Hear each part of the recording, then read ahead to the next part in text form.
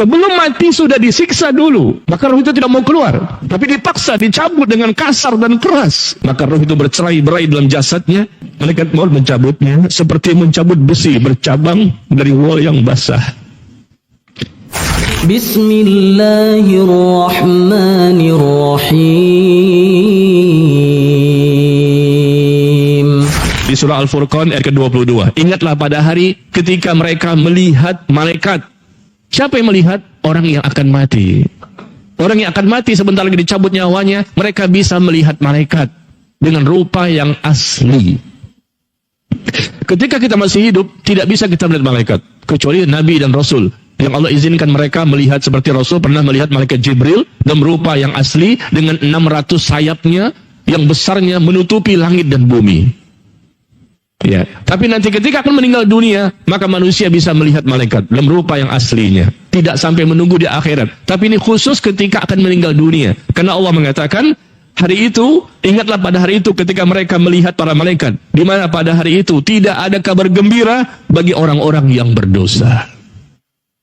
Ini sebelum dicabut nyawa ini. Ya, sebelum roh sampai di kerongkongan. Tidak ada kabar gembira bagi orang-orang yang berdosa. Dan mereka berkata, hijran mahjura, semoga Allah menghindarkan bahaya ini dariku. Tapi percuma. Pada waktu itu tidak ada kabar gembira bahwa mereka dipastikan masuk surga. Tapi mereka akan masuk ke dalam siksa kubur terlebih dahulu sebelum mendapatkan siksa neraka.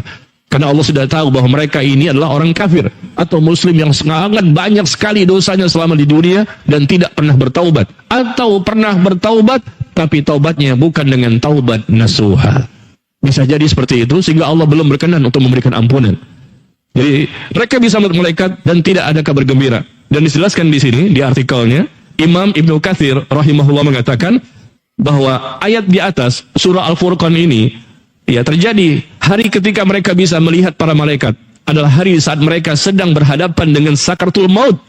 Ketika para malaikat memberikan kabar buruknya kepada mereka berupa siksa neraka dan betapa murkanya Allah kepada mereka.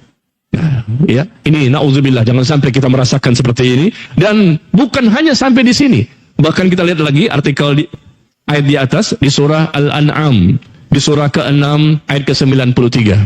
Coba lihat di artikelnya bagaimana Allah mengatakan, walau tara idz zalimuna fi ghamaratil maut wal malaikatu basitu aydihim akhriju anfusakum al yawma tujzauna adzabal hun bima kuntum taquluna 'ala Allahi ghairal haqq wa kuntum an bihi tastahzi'un. Ya, kita baca di sini apa artinya? Alangkah mengerikan seandainya engkau melihat. Andai kata engkau bisa melihat, alangkah mengerikan ketika orang-orang zalim berada dalam sakitnya sakaratul maut. Ini sakaratul maut. Bagi siapa ini? Bagi orang zalim. Siapa yang zalim? Orang kafir dan orang munafik. Kan di muka bumi cuma 3 jenis manusia. Mukmin, kafir, munafik. Mukmin mereka bertauhid, tidak mempersekutukan Allah. Adapun yang zalim, mereka yang mempersekutukan Allah. Inna syirka la zulmun azim. Sesungguhnya perbuatan syirik itu adalah kezaliman yang besar. Nah, andai kata Allah, alangkah mengerikan seandainya engkau bisa melihat ketika itu orang-orang zalim mengalami tekanan dan sakitnya sakaratul maut. Wal malaikatu basitu aydihim, dan malaikat pun memukul mereka dengan tangannya. Yang dipukul bagian wajah dan punggungnya, disebutkan di surah Al-Anfal. Ya, malaikat memukul orang yang akan mati, tapi kita tidak bisa mengetahuinya. Kita melihat dia ada tempat tidur, barangkali dengan kondisi barangkali sedang sakit yang berat ataupun ringan. Tapi hakikatnya, kalau memang kondisinya mendekati ajalnya, kondisinya sakaratul maut, hakikatnya dia sedang susah.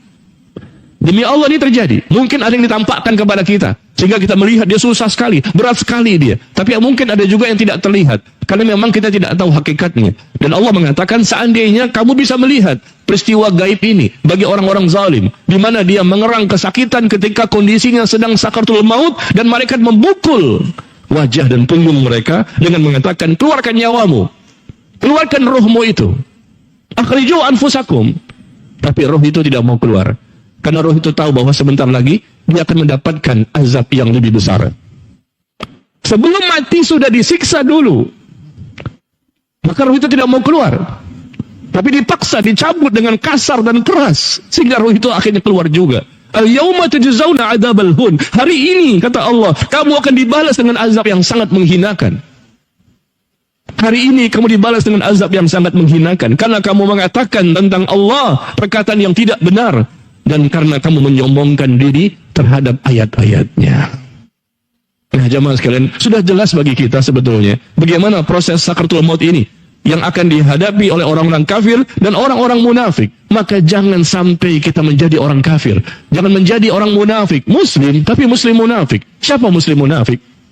Huzaifah bin Al-Yaman mengatakan ketika beliau ditanya, manil munafik? Siapakah orang munafik? Maka Huzaifah bin Al-Yaman radhiyallahu anhu mengatakan, orang munafik itu adalah alladzi yasiful Islam wa la ya'malu bihi. Orang munafik itu adalah orang yang mengaku dia sebagai muslim, tapi dia tidak mau mengamalkan Islam secara benar. Hanya mengaku, mengklaim agamanya Islam, KTP-nya Islam, tapi dia tidak mau mengamalkan Islam. Bersantai-santai, bermain-main, berleha-leha, tidak peduli kepada agamanya, tidak peduli kepada Allah sebagai penciptanya. Seakan-akan dia hidup selama-lamanya di dunia ini. Padahal sebentar, tidak lama.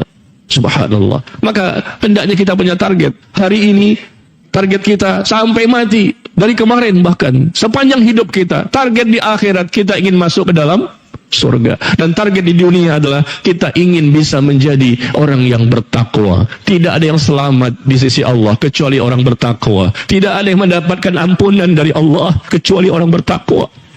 Tidak ada yang mendapatkan rahmat ampunan Allah kecuali orang bertakwa. Tidak ada yang bahagia kecuali orang yang bertakwa. Tidak ada yang mendapatkan husnul khatimah kecuali orang bertakwa. Tidak ada yang mendapatkan nikmat kubur kecuali orang bertakwa. Tidak ada yang selamat dari siksa neraka kecuali orang bertakwa. Orang bertakwa inilah orang yang pasti mereka mengalami kebahagiaan, keselamatan yang luar biasa. Maka jamaah sekalian yang berbahagia, kita coba bacakan bagaimana dicabutnya nyawa, proses sakaratul maut dari orang-orang kafir. Tadi adalah firman Allah yang kita baca di artikel. Sekarang ada informasi yang lain. Kata Nabi SAW, sallallahu alaihi wasallam, dan sesungguhnya hamba yang kafir kata Rasulullah, ketika hendak berpisah dengan dunia menuju akhirat, maka para malaikat pun turun. Tapi malaikat yang turun bukan malaikat rahmat, tapi malaikat azab. Sebelum datangnya malaikat pencabut nyawa, datang lebih dahulu namanya malaikat azab. Mereka turun dari langit, wajah mereka hitam kelam, dan mereka pun membawa kain kafan yang kasar. Berbeda kondisi dengan mukmin tadi. Mukmin tadi apa? Kain kafan berwarna putih, wangi-wangian, ya, subhanallah, dan berjenis kain sutra dari sorga kain tersebut. Tapi bagi orang-orang kafir disebutkan secara khusus bahwa turunlah malaikat kepada mereka dengan wajah yang hitam kelam dan mereka membawa kain kafan yang kasar. Mereka pun duduk sejauh mata memandang dan kemudian mereka memberikan informasi bahwa tidak ada kabar gembira bagi orang yang berbuat dosa pada hari ini. Lantas datanglah malaikat maut hingga duduk di dekat kepalanya dan mengatakan, wahai jiwa yang buruk, keluarlah menuju kemurkaan Allah. Wahai jiwa yang buruk, keluarlah menuju kemurkaan Allah. Maka roh itu bercerai-berai dalam jasadnya dan malaikat maut mencabutnya seperti mencabut besi bercabang dari wol yang basah. Malaikat maut mencabutnya seperti mencabut besi bercabang dari wol yang basah. Dan apabila sudah dicabut, dipaksa dengan kasar dan keras, maka malaikat lain pun yang sudah menunggu sejak tadi, malaikat azab, tidak membiarkan lama malaikat maut. Kemudian mereka meletakkan roh tersebut di kain kafan yang kasar tadi yang sudah disiapkan. Lantas menebarlah darinya bau dengan seperti bangkai yang paling busuk di muka bumi. Setelah roh tadi diambil oleh malaikat azab, ditaruhlah di kain kafan yang kasar tadi, lalu menebarlah bau busuk yang paling busuk di muka bumi ini.